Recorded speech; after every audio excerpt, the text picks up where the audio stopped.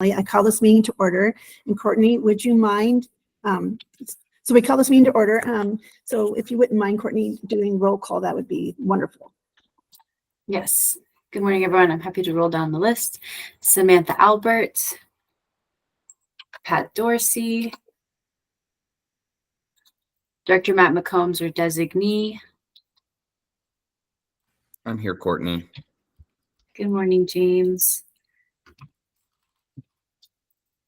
Commissioner Jody Shattuck McNally. Present.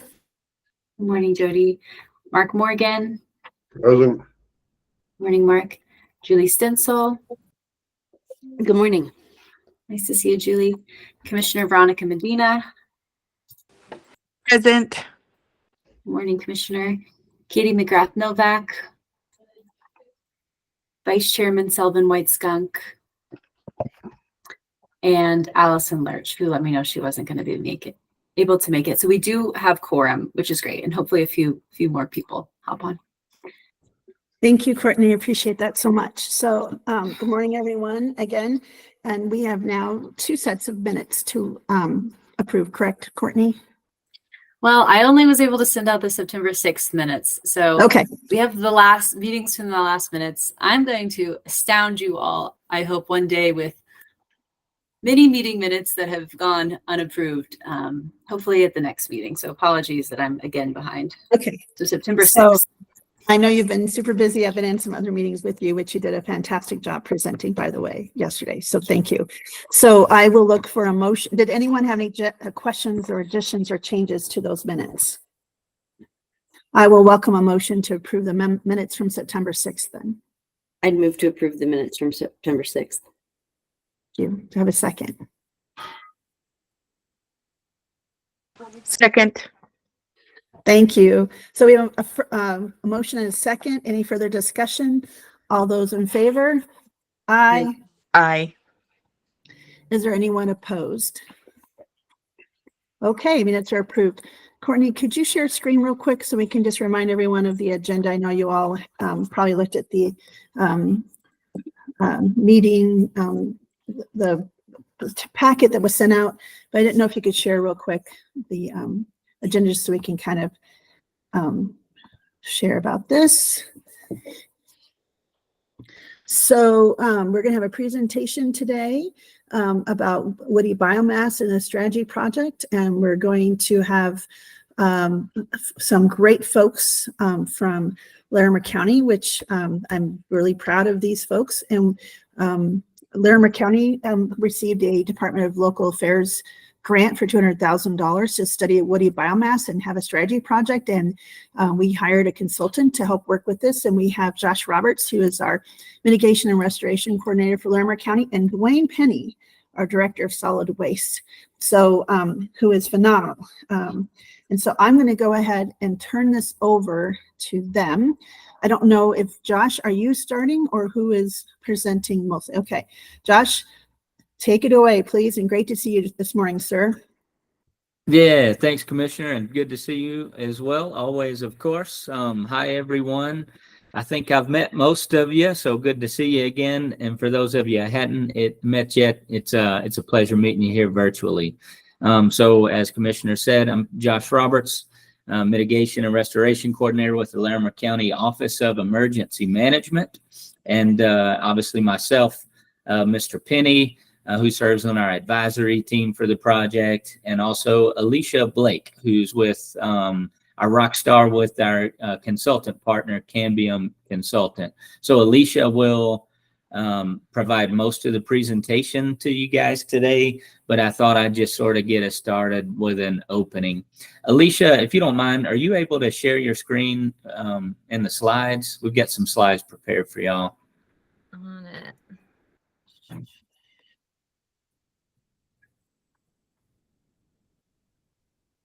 Cool. And while Alicia is bringing these up, really, honestly, thankful and just appreciate the invite this morning to talk to you guys and talk with you guys about our woody biomass study and strategy project.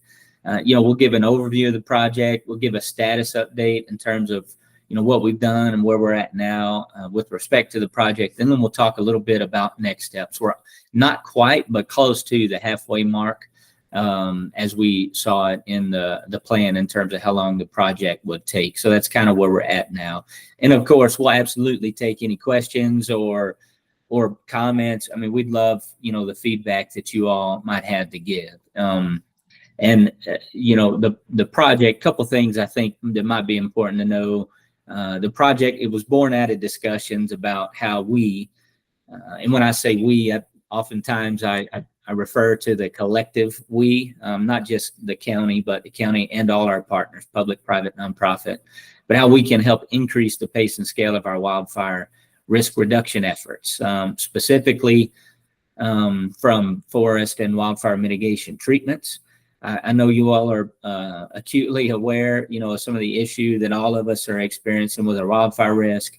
And I'm certain that you all know how the dots are connected to wood utilization and just an enhanced ability to deal with the wood biomass following these treatments, how that helps these treatments and those risk reduction efforts in the first place. So that's where the project was born out of, and that's why an emergency management person is involved in it here.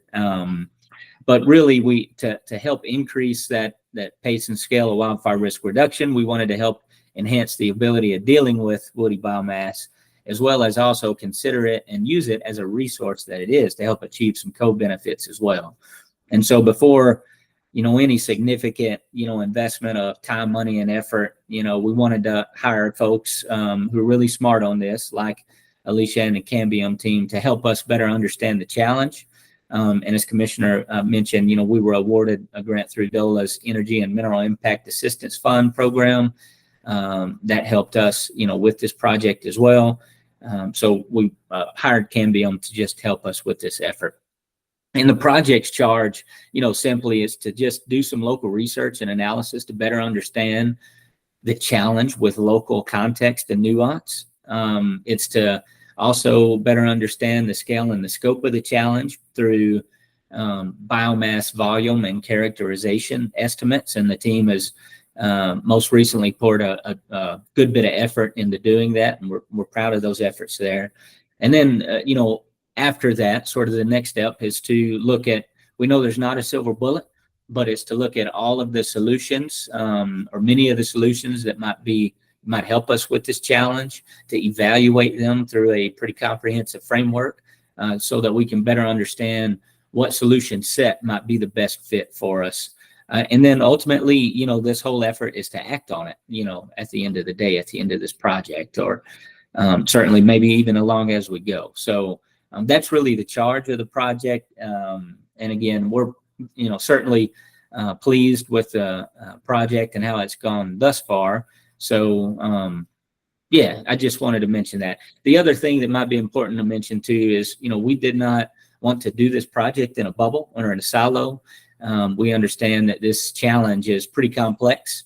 And so we wanted a lot of different perspectives, on this challenge and some solutions, to inject in this project. And I think you'll see that through some of the slides that we have. The folks that we've talked to, we're trying to talk to, even the composition of the advisory team. So we know that it's going to take a village. It sounds simple, this challenge maybe, but it's really not. And I know a lot of you know this intimately too. So with that, if I can just sort of introduce and turn it over to Alicia Blake, who's the lead with our consultant partner, Cambium Carbon. Alicia, go ahead. Yeah, thank you, Josh. Awesome introduction. Thanks so much all for having us here today. Excited to zoom in here on the project that we're undertaking that Josh so eloquently overviewed for you all here in Larimer County. So let's just hop right on in. And I think you all know this, but just to level set here, what the heck do we mean by woody biomass? We're looking at all parts of the tree. And so that means we're looking at the limbs, the tops, the needles, the leaves, the trunk itself, right? So all parts of a tree when we think about woody biomass. Reason being, all of that is a fuel load. All of that is fuel for fires, and all of that we need to think about removing. I want to call out particularly something, one of our key findings that you'll see throughout this presentation is those slash and residue components. So limbs, needles, branches, etc. That's really the heart of our problem here. We can find markets, we can find opportunity for clean logs, but we really want to dive into and look at what else can we do with the rest of the tree. Just tossing these up on the board, and I feel like, you know, we had an awesome meeting with Mark Morgan over at Morgan Timber, and he does a lot of this work too. So when you think about what the heck can I do with all of these different parts of the tree, here are just some examples, right? When we think about logs, dimensional timber, when you think about wood processing byproducts, that's like chipping, pressing, shaving. So think pellets, bioenergy, paper products, animal bedding. You know, we understand firewood, chips, compost, biochar. All these different things can come from a tree. So Josh, this is a lot of words on a slide. I'm excited to share these slides with you. I'll make sure to get them over to Courtney so you guys have these as a takeaway. But what is our scope of work? It's a lot. Like Josh mentioned, we're really rooting this in community and stakeholder outreach and interviews, partnered with this woody biomass volume analysis. So we have been through a good chunk of our stakeholder outreach and interviews and just trying to understand, what are you doing with the wood? How are you getting it out of the forest? What are your challenges? What are your opportunities that you see here? How can we support you?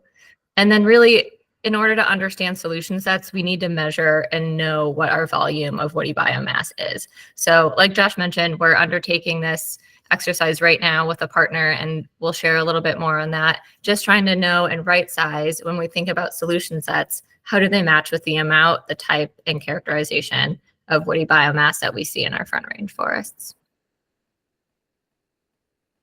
So after we get there, and what I'm really excited about more is this evaluation framework, and this is where we're headed right now.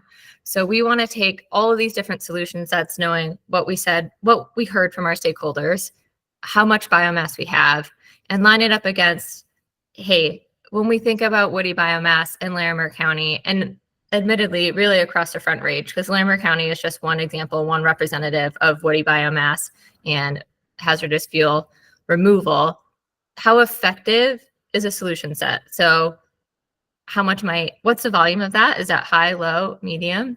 What does it do for our public good? So we can think of this from a social lens. We can look at this from an environmental lens. How might it support and uplift our underserved communities, particularly?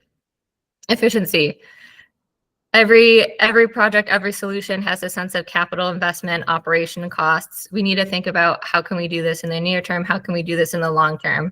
We need to increase pace and scale, and part of that is thinking about what's the capital investment required to support that as well. Scalability. What does this look like for end markets? If we're implementing a solution, we need to know, is somebody going to buy this? Is this a viable opportunity for us to continue? And then readiness, just really shouting out, right, this is a wildfire crisis. So those near and long-term solutions are going to be important. Near term, we need to know that we can manage stuff immediately, but long-term, we want to make sure that this makes sense for the entire community. So here's a quick snapshot of where we're at. Like Josh said, we're just about halfway here, a little bit over as we're dipping into our evaluation phase. So we've been at this for a few months, but I think it's really important to highlight so much work has been done. We have talked to so many different folks across county lines, really, really, really trying to get at the heart of the problem. So I wanted to highlight here all the different folks that we're working with. Dwayne has been a phenomenal partner on our advisory team over at Solid Waste. We also have amazing folks within our conservation district, the State Forest Service, economic development. We're looking at wildfire crisis scientists, really trying to take any type of lens that we can in tackling this problem. Okay. So where are we really, and what have we been up to? We've had over 40 in-depth interviews with a variety of participants. We've completed an immense data audit. There is a lot of data within the state of Colorado. Some of it connects and talks to one another, some of it doesn't. But from that data audit, we've been able to draft a methodology to think about how we want to calculate woody biomass. And I'm really excited because by the end of October here, we're really hoping to have that second iteration of that characterization complete to share with you all. And last bit, we've been doing a lot of effort just to get folks talking. I think one of the biggest takeaways here has been the ability to bring different people from different organizations together to talk about the challenge and what we can do. I'm going to pause there for a second. Josh, is there anything else on high level progress that you wanted to share or highlight? Yeah, thanks, Alicia. No, I think Great. I mean, you mentioned it really, Yeah. and if I can just sort of double down on it, just the extent and breadth, you know, of discussions we've had, the extent and breadth of the data analysis things that have been done so far. We're really taking a pretty comprehensive approach at this challenge to try to understand it. Cool. And then I saw that I think you dropped our link to our website there in the chat. So you can go ahead and click on that link and see more of our status in detail. We've shared a handful of our newsletters, and I'll give you guys a link at the end of this presentation just to stay in touch with us as we continue on. So just to highlight, you know, who have we been talking to? Any and everyone across the board, from what we call wood generators, so loggers, forest managers, arborists, anyone touching the wood itself, bringing it out of the forest, to processors. Sometimes those are one and the same. So processors could be sawmills, bioenergy, biochar, composting, wood product buyers. So who's buying this? Think about what's our offtake, so public and private industry alike. And then, of course, community groups. We've done a lot of engagement with our government partners and others. So same deal, a lot of words on this slide, but I'm gonna spend a little bit more time here so you can understand who we talk to, what we've heard, and what we feel like our opportunities are. So over here on the far left, woody biomass generation, these select interviewees that you see at the top, this is just a smattering. This is an example. This isn't exhaustive of folks that we've talked to, but we have talked to the Colorado Timber Industry Association, Rocky Mountain Saw and Log. We've talked to our watershed partner, fire district partners. These are all different folks that touch the wood and manage the wood in different ways as it's coming out of our forests. To highlight some things that we've heard from them, really, there's a large one I want to highlight right off the bat. There's a large amount of non-merchantable / biomass material in our forests. As a result of that, there are a lot of piles that just also sit in the forest that are very difficult to burn due to public concern, perhaps liability, regulations, just having a short season to actually burn them. Lack of workforce and transportation and forest roads make it really difficult to access some of that material. So think infrastructure and workforce, and then also trying to manage a material that we're not seeing the most promising, but there are opportunities for an end market for. Utilization and processing, some similar themes that we saw here in challenges from these folks. So they're the folks taking the woody biomass material and turning it into a product. Same deal, transportation costs, just due to length and roads, really high for the material. We see some interest potentially here in biofuels in the southern part of Colorado. We've talked to folks outside of even the state and considering innovative solutions when thinking of waste to energy or waste to biofuels, but not necessarily here in the Front Range yet. And something that we also have talked about with our CTIA partners is stewardship only contracts, or contracts wherein it's really difficult to understand, is there other, what we would say, merchantable or strict saw log material? Is there opportunity for more of that than just the stewardship or / material, make industry development difficult for them? And then last bit here on our government and policy partner side, really a heart of restoration work and treatment is to restore the forest to where prescribed burn culture burning and other managed wildfire can do its own job. That is a goal. That doesn't mean that we don't need to increase the pace and scale of other treatments to start. There is, as we've heard, and I'm sure that you guys are aware, a lack of strong historical timber industry here in Colorado and the Front Range. And then also just having a different political landscape does make future planning difficult. So things I want to highlight though, what are our opportunities? We've heard across the board. So if we have difficulty with transportation and movement, how might we be able to consider community sort yards or sort yards closer to forestry management for drop sites for material management? How might be able to support infrastructure investment in roads and workforce to be able to encourage this increase in pace and scale?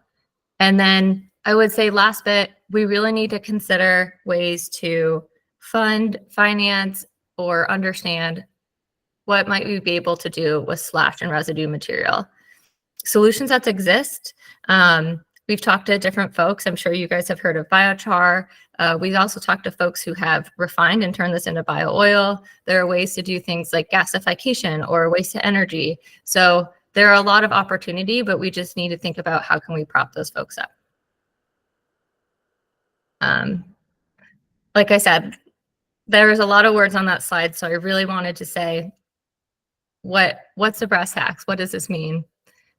In summary, so far we have heard across all of these stakeholder groups, we need road infrastructure and workforce to reach the material. We need to sort and manage our woody biomass. And we need to find a way to process low-grade material at high volumes. Cool. So the second thing I want to share with you all in terms of our progress and status update here is, in order to actually do that sorting, that managing, we need to be able to measure how much biomass we actually have in our forests. This is quite detailed. I think the short here is that you should know a huge thank you to some of our partners over at Planet Geo, CSFS, CFRI particularly, in supporting our methodology development and data collection. We're really excited to be able to do that volume and characterization of biomass in our forests. Particularly, we're going to be looking at forest type, saw log versus non-saw log, and also looking at our live and dead biomass that exists. I wanted to showcase this because we are looking at slicing and dicing this data across so many different ways to be able to support our land managers, perhaps folks thinking of investing here in Larimer County. So we're looking at this from a land ownership opportunity to understanding priority ribbon versus not, but then also breaking it down into what a 1/10 of a square mile hexagons. And those are important because that will enable us to look at smaller and smaller areas to say, hey, if I'm looking to site or do a project, how might I understand the biomass in this small space? I think that this slide does the best job here of knowing what our methodology is and how we're getting to that number for estimated biomass available for removal. And it's important to note that when we complete this analysis, this is of course going to be a range. The reason being is treatment details here. So actually I'll start at the top and then I'll explain why. But right now we're just trying to use geospatial data to understand how much biomass exists out there. We need to know what's feasible. And by feasible, we mean what is available to us for treatment. And so that's something defined here by CFRI that looks at the slope and the canopy cover and whether or not fire or treatment has happened in the past. And then accessible, I talked a lot about, hey, we need some infrastructure investment in roads. If we can't get to the biomass with equipment, if those roads don't exist, then removing that biomass from the forest is really difficult for our partner. So is it actually accessible? Can we take a road to get to that part of the forest to do the work? And then last bit, treatment details. So when we look at that, it's going to vary per project. And that's where this range of estimated biomass is going to come in. So every single project is going to be very specific to its own treatment. So that means you could go in and you could have a prescribed burn. You could go in and you could have mechanical thinning. Perhaps there's manual thinning where you're leaving most of the material behind, even though you're still thinning the forest. So depending on that treatment and the ability to actually remove it, those estimates are going to vary. But ultimately, when you take this funnel and you get to the bottom, that's what we're going to be looking at for our total biomass available for removal. All right. Next steps. Gosh, so much to do. 3 little bullets, but there's a lot here. We're looking at doing our second iteration of the woody biomass data analysis, as I mentioned. Really excited to dive into the evaluation framework that I shared so we can really hone in on solution sets and start to deep dive with some of our advisory team members and others. And then last bit, Cambium has been on site a couple of times here to engage with community members and other collaborators, and excited because we'll be back on site again at the end of October to keep at it. So I'm sharing this QR code. You'll get a link from us too. I think, Josh, you might have dropped the link already into the chat, but please join along with us. We would love to stay connected and continue to collaborate across county lines, across partnership lines, and thinking about public and private opportunities as well. With that, a lot of words, but questions, thoughts, completely open to feedback here.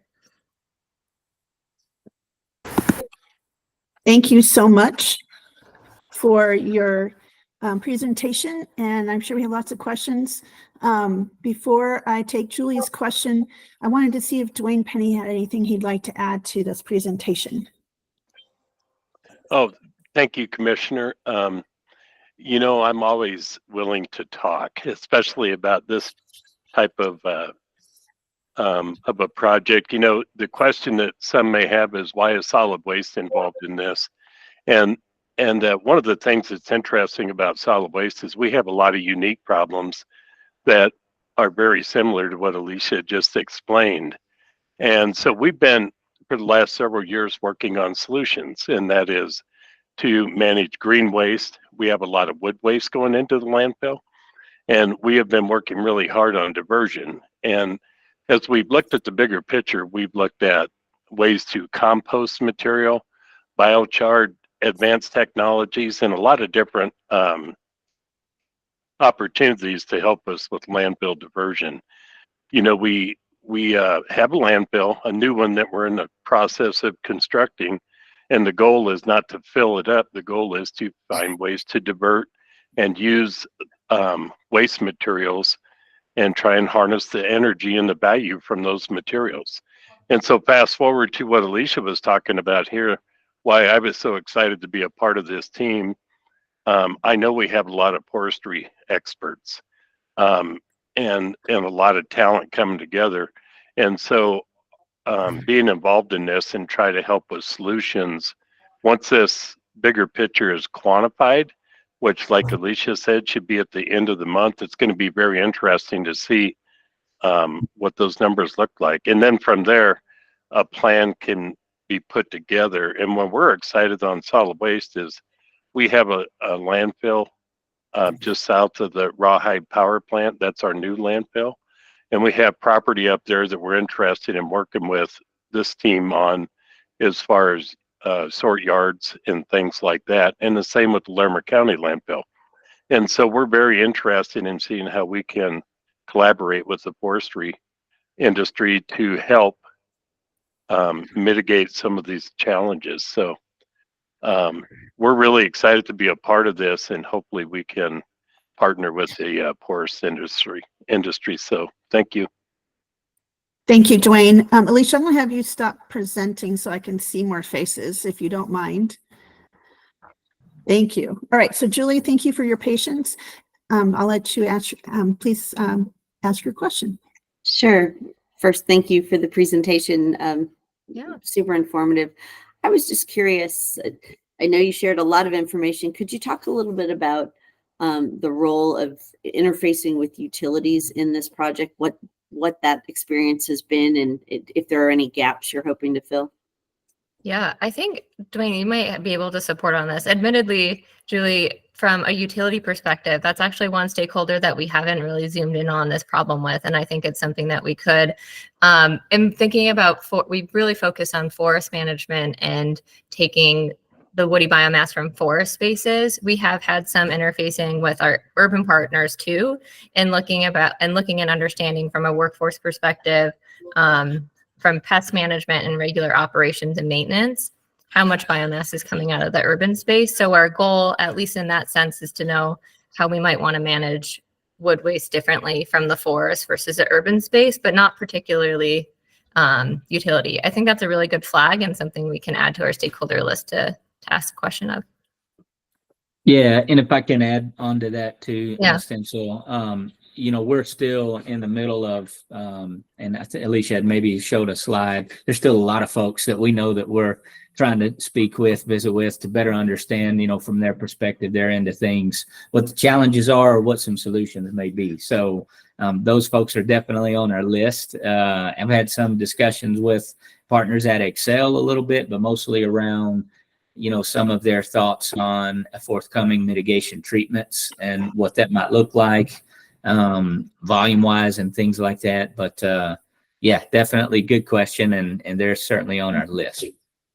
And Good. Glad to hear it. When you talked about, when your slide talked about roads and challenges and access, it's a common theme in the utility space. There's, you know, maybe less so in the state forest space, but it is a constant conversation within the federal forest, within the state, you know, the ability to create those pathways through the forest and the challenges they present to the forest management folks, but the need and the benefits, right? So it's a challenge. So it's one that you got my attention on that. So thank you. Yeah, you're welcome. And Dwayne, did you have anything you wanted to add there? yeah, I will add just a little bit on that. I think that was a great question. And you know, the major producers of energy in the area and across the country are, by their goals are to produce 80% of renewable energy by 2030. And so, you know, as we look at the different ways and different technologies that may work for like a forest residue and materials like that, that really there's no value in it, those may be able to be converted to generate renewable natural gas, energy, electricity, different forms of energy. So that is something on our plate that we are looking at. And it's good to know that the energy producers have that goal because they're working really hard to attain that goal. So maybe we can be a part of that. Thank Julie, you. do you have anything else you want to add to that? Nothing further. Thank you. Thank you. Okay. Anyone else have a question? Mr. Morgan, do you have anything you'd like to add? I have a comment. Cool. One of the things you just touched on a little bit here, as our urban areas increase and get larger all the time, we generate more and more urban wood waste residue. And one of the huge costs in treating, you're attempting to reduce wildfire risk. The majority of that risk is in your foothills area. So you generate the material up there, and now you have a situation where as your urban areas increase, the volume of wood residue coming out of your urban areas has expanded exponentially. And that's in direct competition economically with the material that you're trying to remove from the forest. So it actually exacerbates the problem as far as removing your forest wood residue. And that it's amazing how much that urban wood residue has just exploded in volume recently. If you look at all the irrigation water and everything up and down the Front Range, it shifted from most of it from agricultural to urban, essentially irrigation as people irrigate their yards and trees and this kind of thing.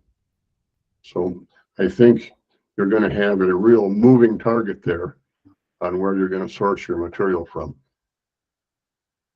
Just a thought. Sorry, Alicia.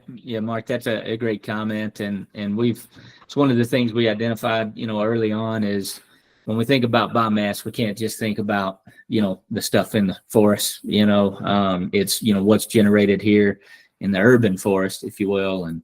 City of Fort Collins has been great to work with. Their city forester is part of our advisory team. So really learning lots. And one of the things I've learned is that just two different environments, and sometimes with two different challenges. But yeah, super good call out there.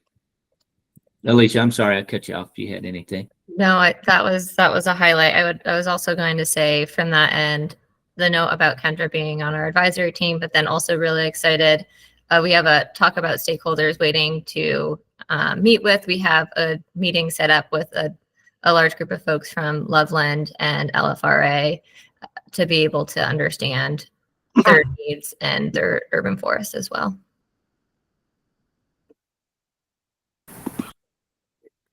Mr. Morgan. One other short comment. Your comment early on about not a long historical timber industry within the state. In fact, Colorado had a very vibrant, large timber industry quite a while. And I think historically you can go from about 29 mills in Colorado in the early 70s, and now you're down to 2 or 3 essentially. And I think you might want to look at what transpired to destroy that industry in the first place. If you're going to try to create a new one, find out where your problems were historically, because I would disagree with the one statement that there was not a historical. There was a large historical industry here, and you could go down and there were wood utilization facilities of all different types. We had wafer wood, particle board. We had mills in Walden, Kremling, Eagle, all throughout the state, Durango, and they have all gone away in time. So you don't want to repeat that mistake. You're going to develop a new industry. Yeah, That's really good. yeah, feedback. excellent point. And honestly, Ms. Morgan, I think every time we talk, I learn something from you. So definitely, would love just to stay in contact to get some more of that historical perspective on things. And because you're spot on, we don't want to recreate any issues that may have happened in the past. We want to learn from things. So I don't want to be a historian here. I want to be relevant. I'd like to participate in the solution. You don't need carbon dating fossils like myself here. We need to find some solutions. I love it. Thank you. So now you know why, Josh and Alicia, I wanted you to make sure Mr. Morgan, you had a conversation with him. He's a wealth of knowledge and wit. So, and I think he is really wanting to be part of the solution. So great.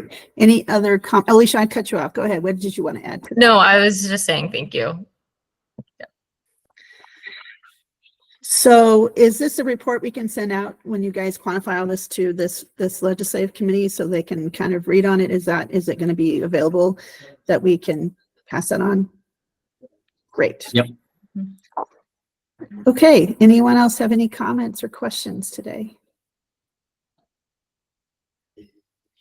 Okay. Well, thank you all. And Josh, Alicia, and Dwayne, thank you. Happy Friday. Appreciate the work. I'm super excited about this study and the work that we're doing. And I think we have some other partners, and Julie is certainly a great connection to that if you need to. And just thank you for this presentation today. Yeah, thanks, Welcome to Commissioner. stick around. Thank you. Yeah, you're welcome Yeah. to stick around. We're going to talk about some things, and you're welcome to stick around about that if you'd like. So Awesome. Awesome. Appreciate it. Thank you all. Thank you. Thank you. Okay, so we're going to talk about, well, first off, I hope you found that a little bit helpful with some information and discussion. And I know Boulder County is doing a similar study with a different consultant with a different focus. And those two groups are actually talking and sharing data and having conversations. So it's kind of interesting and really exciting because I think they'll kind of inform each other, and hopefully we could get both of those information and share, because like I said, that was a $200,000 study. So, and I know this is great that we can maybe leverage this. And I don't know if we have anyone else in the state who's done similar work, having a consultant in state, but it would be great to find that out and maybe try to pull that all together in one place. So Courtney, did we have a section just to kind of update on the bill and the draft? Did we want to do that real quick? Yes, that wasn't, that the information came in a little later, so it wasn't on the official agenda, but there is a draft of the Forestry and Firefighter Workforce and Education bill that was created out of or inspired by the extension the recommendation for extension to expand its program. So that's something I shared with you all yesterday. So I imagine maybe you haven't had a chance to dive into it. My understanding is that if the committee or the council has changes it would like to see, that it is still possible to recommend changes for that. And James, I don't want to put you on the spot, but if you know any more about the process of like, how would the changes happen? What is available to us? Things like that. Yeah, kind of happy to let you guys know what's going on. So on Thursday, 26th, the Wildfire Committee is meeting for the final time. Basically, what's going to happen is there are 9 bills that the committee has had under kind of like their discretion to look at, and only 5 can move forward. So ultimately, that's basically what the meeting is going to be, is to vote on which 5 move forward. That being said, if this group looks at the extension inspired bill, and there are any amendments or kind of suggested changes that you'd like to see within that bill, it's getting those changes in front of the sponsor, in this case, Senator Marchman, and having her then advocate for those changes, because they would have to vote on those changes, because once the bill moves forward, then it becomes a bill that the Legislative Council looks at. And if they move that forward, the only way to make changes before it's introduced, well, then you can't make changes before it's introduced, and it'll have to go through the process. So there is still this tiny possibility that if you want to see changes, to get those to Senator Marchman and Representative Basenecker, to see if they can get advocacy to change that before it's actually finalized and sent for final vote. Okay, thank you. And actually, both of them have contacted me this week about this and asked if we had any changes. And I said, I don't know, we're meeting today. So get those, I guess you can contact them, or maybe contact Courtney with your concerns or questions, so that maybe we can get those to them before Thursday. I know they're very interested and really respect kind of the feedback from this committee and the Forest Health Council. So yeah, thank you. And is there, is it on the agenda, James, all the bills that they're looking at? I haven't looked at the agenda recently, but I would assume that they're going to take them, one by one. Bill 1, 2, 3, 4, 5, 6, 7, 8, 9. So that would be something, is that out? Do you know if we can look at those bills? So in case anyone has any questions. Oh, about like all the bills? Mm-hmm. Yeah, here, I'll send a link. This is where all of those bills are. And you can take a look at this link, and this will be these will be all the bills that they're deciding on and which 5 to move forward. Okay. Great. The Forest Health Council bill is listed as Bill 3. Great. Thank you very much, James. And congratulations again. I hope you had a wonderful wedding. So thank you so much. I did. You're welcome. So any other questions about that part? Okay. Before we dive into adding to our list, because I want us to kind of add to the list as we're thinking after these presentations.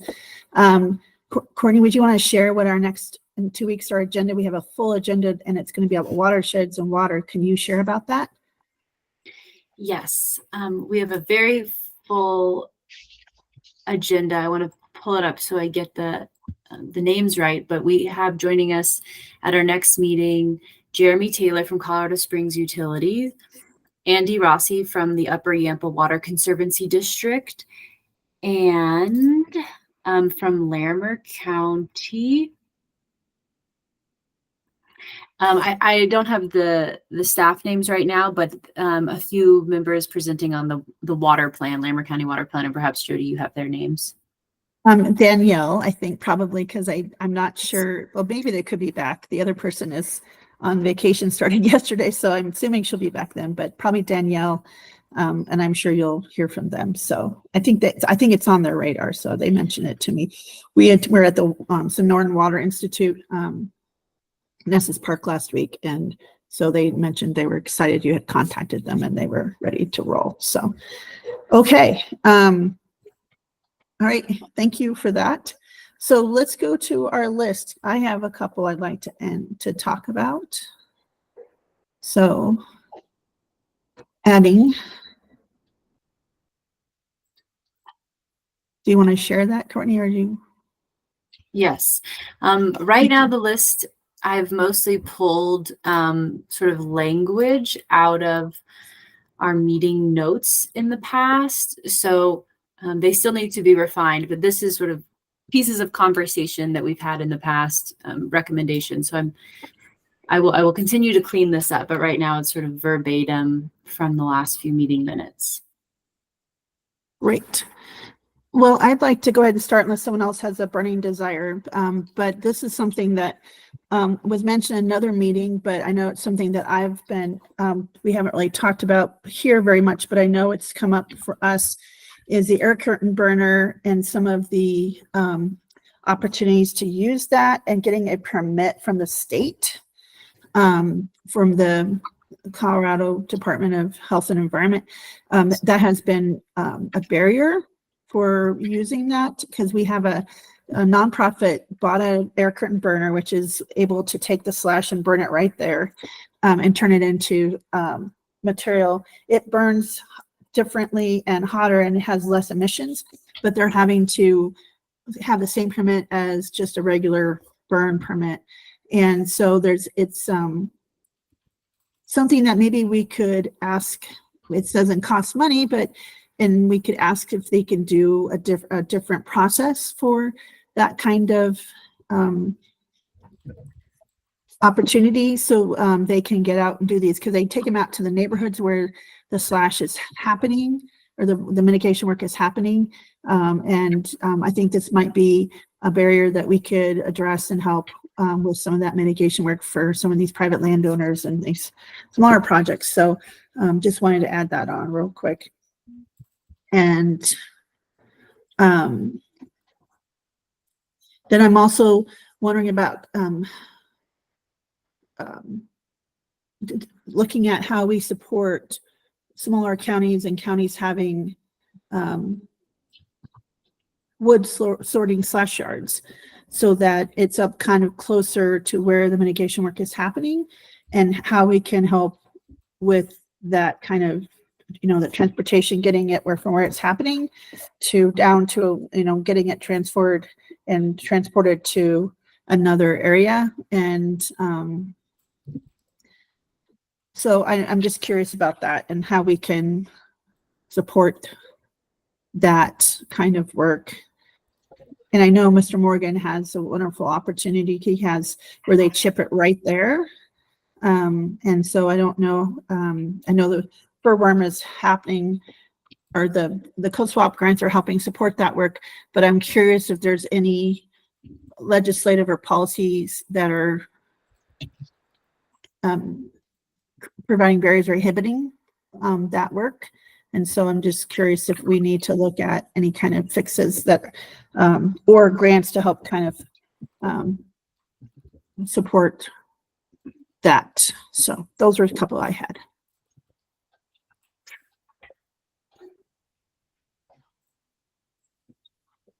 Courtney. Yeah, I just wanted to clarify this one. I'm wondering, is it mostly about the sort yards you're talking about, or like transportation and getting material off of projects, or both? That's something. Probably two separate things in that one. So, okay. Mr. Morgan. Just to comment on that, wood products and slash and biomass are extremely low value products. And so one of the keys in utilizing them is to absolutely minimize the number of times you handle them. And so ideally, sort yards and slash yards can be a good idea, but they generally increase the amount of handling and they increase the amount of cost. Ideally, you want to take the product directly from where it's generated in the forest or whatever, and you want to immediately move it to its end use. And that significantly reduces your costs and your handling. And in the past, a lot of sort yards have failed for that reason because it just generated increased costs. A lot of times you made product available to the public and they use some of that and they take some of the volume, but they don't take it on a scale sufficient to solve your problem. So just a great deal of your cost is in handling, storage, and maintaining the product. So I get up every morning and figure out how the heck can I get this stuff straight from the stump to the customer, because it's the only way we have of being competitive. Thank you, Mr. Morgan. As always, great points and great experience and I don't want to be a wisdom. downer, but that's a problem that you need to think about. No, but I think that's important that we have to think about that. And I don't know, these other stories, but I think some of these are going to be ones we can't. It's going to have to be a hard conversation about how we fund those or get those done. So, anyone else have any thoughts or additions to this I list? just had one other comment on that. I don't want to say that they don't have value, because where they do have value is there are a great many projects that are not large enough where there can be commercial operators.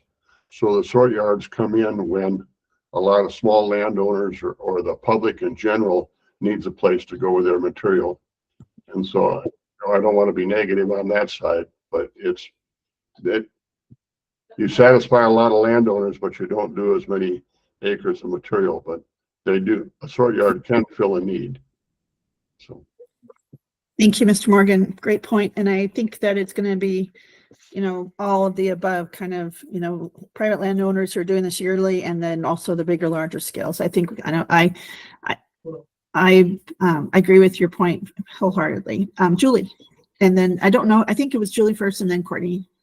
Yeah, just a thought on your issue around the air curtain burner and the permit that's needed for that. I think the other question around that is not just could there be another process for getting the permit, but I suspect that the statute that sort of governs what is the permitting process for that maybe just needs a very simple amendment to carve out, again, like what I was talking about before, right? They put these processes and permits in place with a particular use in mind, but as technologies develop, as other things develop, they don't fit. It's square peg, round hole.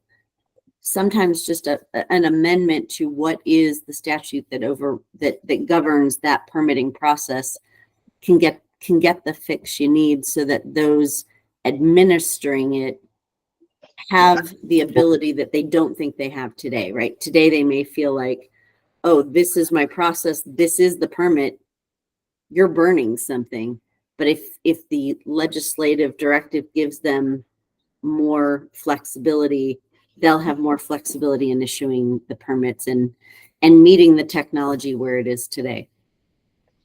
Great point, Julie. And I think also one of the 9 bills in front of the Wildfire Matters Removed Committee is looking at a different part of this, talking about definition of a certified burner for individuals who have not completed the Colorado Division of Fire Prevention Controls training and certification program. And so, I think that's a whole other bill, but I think you make a good point that maybe just an amendment would be an easier fix, but that still would be a legislative thing we would suggest, right? Because I'll have to run a bill. So great point though. Courtney. Yes, I don't have a specific recommendation, but I remember hearing in the presentation today that there was like this whole slide about utilization and markets, and I know that the U.S. Forest Service has a wood innovation grant, and I don't know if it's still ongoing. I know I'm looking at the website. It looks like the application period closed in December of 2023, so maybe there's not another round of it. But I'm wondering if there's some, Director McCombs always talks about like how it's so great if Colorado can step up and also show support for things, and then like the federal government is more likely to support. So I'm wondering also if there's a way we can like support these types of projects without necessarily having a price tag. And I don't know the answer to that. Sometimes I'm a slow brainstormer, but if those projects require match, is there any way that like state programs can somehow be that match for these projects? Or if we somehow have a preference for supporting these new innovative wood programs so that they have like a guaranteed market or something in their first year of operation. So I'm wondering if there's some way, and I guess I could also just find out if this Wood Innovations Grant program is going to exist in the future, or if it was sort of a one-time thing. It's a great point. And then James, I'll get to you in a second. Even just now as our county, we're applying for some big money through the BEAD grants, but there takes a lot of match. And so it's a 10%, 15%, 25%. And the higher you go, the more likely your grant would be accepted. But a 25 match for us would be like $20 million right now. And so we don't have that. And so how do we as local governments try to participate in those programs? So I think that's a great point. So thank you for bringing that up. Maybe we can put that on there, just kind of grant matches for smaller communities that can't apply for these grants because they don't have the match. So James. That was a good point, Commissioner, and that's what I wanted to talk about. Just simply because we are looking at ways to see if there's ways to leverage other state dollars, like co-swap projects that we can use as match. And I think that's the barrier that we're running into, because those rules are defined by the federal government and not by the state government. Okay. What can qualify as match? But the grant match kind of like idea is another thing that is worth looking at. I'm only a little bit concerned in the sense that the governor just sent out a press release that the budget this year is going to be even tighter, that finding those matching dollars, if we get enough support, I think it would go a long way. But wanted to maybe temper some expectations on dollars that might be out there for anybody, small local governments, smaller jurisdictions, or even state agencies have when it comes to finding that federal match. Yep, great point. And I think this list, and we're almost out of time, but I think this list is just our ideas, and we know just like getting them down. And even if they maybe financially not be feasible, I think we still have to kind of have a conversation about them. But I appreciate, James, your insights on that. A great point. So Julie. Yeah, just real quick on the match point, just wanted to, always remind people, don't forget about the public-private partnership area where, you may have corporations with foundations who have, goals and objectives they're trying to meet, whether it's underserved communities or other things where you might be able to make a connection there for funding. So just throwing it out there. Great point. And maybe we can explore that and try to, maybe the leveraging resources to committee too can maybe find out if there's opportunities there. So, okay, we're out of time. This is just a preliminary list. If you think of some other things after this meeting, like if you wake up in the middle of the night like me and a thought pops in your head, please send them to Courtney, and that happens a lot to me. But I would love just to capture ideas, and I'll be watching and looking at that, the Wildfire Matters Review Committee. Thanks, James, for sharing that link. And happy Friday, everyone. And just appreciate the conversations. I look forward to the watershed and the water plan programs, our presentations. And if you have some other ideas or something else you want to really see on the agenda coming up, please send that to Courtney and I, so we can look at, we still have a couple of meetings, I think 2 meetings left on ideas. But that doesn't mean that's the end all be all. So just kind of keeping that in mind. So With that, thank you all. Have a great weekend. Enjoy, get outside in beautiful colors right now. And hope you'll get outside and enjoy that. Thank you all for your time and service. And with that, I'll take a motion to adjourn. I'd so move. Second. Great. First and a second. Any further discussion? All those in favor? Aye. Aye. Aye. Anyone opposed? Awesome. All right. We'll see you all soon. Have a great day. Thank you, everybody. Have a good weekend. You too.